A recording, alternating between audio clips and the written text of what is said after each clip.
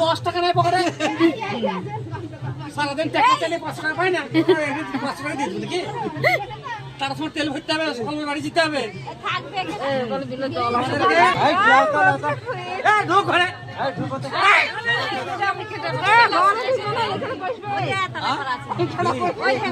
ওইখানে এত টাকা দিয়ে বাইরে বসবো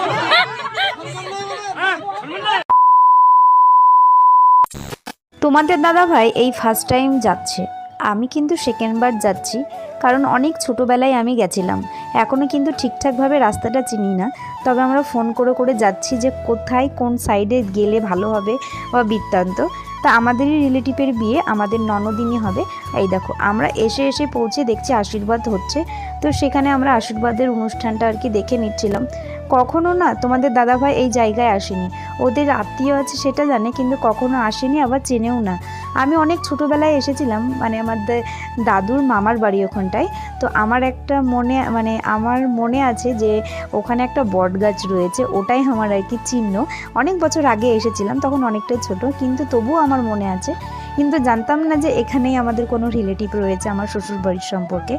আর এখানে এসে রাত্রিবেলায় রেডি হওয়ার পরে আর এত লোক ছিল, সুযোগই পাচ্ছিলাম না যে ছবি তুলবো, আর খুব লজ্জা লাগছিল।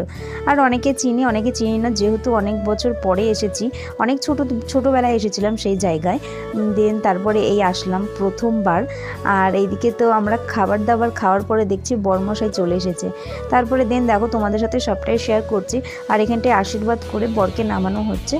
আর সত্যি কথা বলতে কি জানো, এখানে যেহেতু অনেকে চিনি না আর কি, তো একটা কেমনই লাগে। তো যাই হোক, আমাদের আর একটা ননদের এসেছিলো, তো আমরা দুজন মিলে ছিলাম বলে ভালো লাগছিলো, নাহলে একা একা একদম ভালো লাগতো না।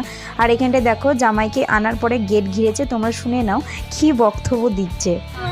2300 টাকা দিব আর 10 টাকা বেশি চা খাবে আর 10 টাকা দিছি 310 টাকা দিচ্ছি, তাহলে 325 টাকার মুড়ি কিনে খাও।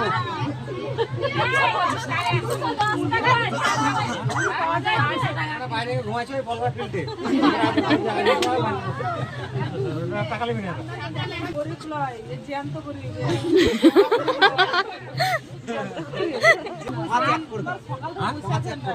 পাঁচ এক করে দেবো 5 টাকা বিহার করবো না, বাড়ি যাবো।